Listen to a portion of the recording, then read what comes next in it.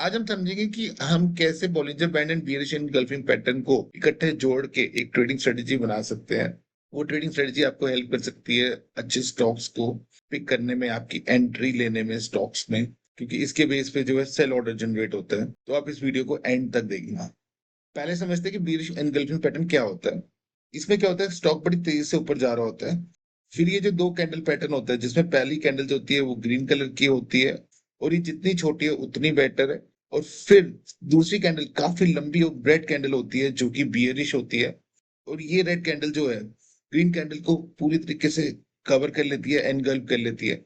इससे क्या होता है, जो बियर्स हैं वो डर जाते हैं और वो अपना सौदा बेच देते हैं यहाँ पे, जिसके कारण स्टॉक में सेलिंग ऑर्डर जनरेट होते हैं। और आपको पता है, जब सप्लाई बढ़ती है और डिमांड कम होती है, स्टॉक के नीचे जाने के बड़े हाई चांसेस होते हैं। इसीलिए बियरिश एनगल्फिंग पैटर्न एक बियरिश पैटर्न है। बात करते हैं बॉलिंजर बैंड क्या है। तो जॉन बॉलिंजर ने जो है बॉलिंजर बैंड डेवलप किए थे 1980s में। इसमें क्या होता है, तीन बैंड होते हैं, upper band, middle band and lower band. जिसमें क्या होता है, स्टॉक जो है अपर बैंड से लोअर बैंड के बीच में घूमता रहता है। तो अब हम समझेंगे कि इसके बेस पे हमने कैसे ट्रेडिंग स्ट्रेटजी बनानी है जब स्टॉक जो है डाउन ट्रेंड में होता है या फिर फ्लैट मार्केट में होता है। अब समझते हैं डाउनवर्ड मार्केट में आपने Bollinger band and bearish engulfing pattern को कैसे यूज करना है। ये जो तीन लाइनें देख रहे हो, ये बोलिंजर बैंड है जो कि डाउनवर्ड ट्रेंड में है। डाउनवर्ड मार्केट में क्या होता है, जो स्टॉक है वो बोलिंजर बैंड के lower band and middle band के बीच में ऐसे घूमता रहता है। आपने क्या करना है, जब भी स्टॉक मिडिल बैंड पे आए और यहाँ पे बियरिश एनगल्फिंग पैटर्न बनाए, तो आपने यहाँ पे स्टॉक को सेल कर देना है और वेट करना है स्टॉक को नीचे गिरने के लिए। जब स्टॉक लोअर बैंड को टच करे, मतलब इस जोन को टच करे या फिर यहाँ पे बुलिश पैटर्न बने, तो आपने स्टॉक से एग्जिट कर लेना है, मतलब बाय कर लेना है। इस तरीके से आप इतना प्रॉफिट अर्न कर सकते हो स्टॉक से। तो ये तरीका है डाउनवर्ड मार्केट में bearish engulfing pattern and Bollinger band के बीच में ट्रेड करने का। आप समझते हैं फ्लैट मार्केट में आपने कैसे ट्रेड करना है। फ्लैट मार्केट बॉलिंजर बैंड इस तरीके से जो है दिखता है और जो स्टॉक है वो बॉलिंजर बैंड के लोअर बैंड से अपर बैंड के बीच में ऐसे घूमता रहता है, ठीक है। जब भी स्टॉक अपर बैंड को हिट करे और बियरिश एनगल्फिंग पैटर्न बनाए, आपने क्या करना है, स्टॉक को सेल कर देना है और वेट करना है स्टॉक को लोअर बैंड को हिट करने के लिए।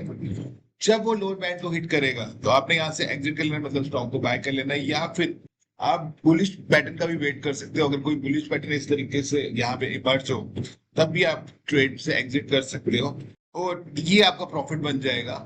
इस तरीके से आपने बियरिश एनगल्फिंग पैटर्न को बॉलिंजर बैंड के साथ जोड़ना है फ्लैट मार्केट में। तो हम रियल चार्ट एग्जांपल से समझते हैं कि डाउनवर्ड मार्केट में हमने Bollinger band and bearish engulfing pattern के बेस पे कैसे ट्रेड करना है। ये आपके सामने एचसीएल टेक का चार्ट है। आप क्या देख रहे हो, स्टॉक बड़ी तेजी से नीचे गिर रहा है। जब स्टॉक तेजी से नीचे गिरता है तो वो बॉलिंजर बैंड के lower band and middle band के बीच में ट्रेड कर रहा होता है। आप देख रहे हो वैसे ही कर रहा है यहाँ पे। फिर क्या हुआ, स्टॉक जो है फिर ऊपर जाना शुरू हुआ और मिडिल बैंड पे आके उसने बियरिश एनगल्फिंग पैटर्न बनाया। जब बियरिश एनगल्फिंग पैटर्न बनता है तो आपने क्या करना है, इसके बेस पे जो है स्टॉक को सेल करना है और वेट करना है कि स्टॉक जो है लोअर बैंड को हिट करे, जो कि अगली ही कैंडल पे उसने हिट कर दिया। या तो आप इस पे निकल जाओ, एग्जिट मार लो ट्रेड से, या फिर वेट करो जब तक कि कोई बुलिश पैटर्न नहीं आ जाता। जब बुलिश पैटर्न आएगा तब आपने एग्जिट करना है। जैसे कि आप देख रहे हो यहाँ पे जो है छोटी छोटी कैंडल्स बन रही है जो बताती है इनडिसीजन, जिसके बेस पे ट्रेडर जो है यहाँ पे एग्जिट करेगा। अगर ऐसा करेगा तो उसने जो है यहाँ से लेके यहाँ तक पैसा कमाया है। इस केस में आपको स्टॉप लॉस हमेशा लगा के रखना है, ठीक है। अगर इसका स्टॉप लॉस होगा, अगर स्टॉक सपोज करो नीचे नहीं गया होता और ऊपर गया होता, तो यहाँ पे एग्जिट कर लेता ट्रेडर, तो ये इसका जो है रिस्क बनता। तो आप देख सकते हो रिस्क बहुत छोटा है, रिवॉर्ड बहुत बड़ा है। इस तरीके से जो है डाउनवर्ड मार्केट में Bollinger band and bearish engulfing pattern को यूज करके ट्रेडर पैसा कमा सकते हैं। आप समझते हैं फ्लैट मार्केट में एशियन पेंट के चार्ट से हम देखेंगे कि Bollinger band and bearish engulfing pattern के बेस पे आपने कैसे ट्रेड करना है। फ्लैट मार्केट में आप क्या देख रहे हो, स्टॉक जो है कंसोलिडेट कर रहा है, एक छोटी सी रेंज में फंसा हुआ है जिसमें वो बॉलिंजर बैंड के लोअर बैंड से अपर बैंड के बीच में ऐसे घूम रहा है, ठीक है।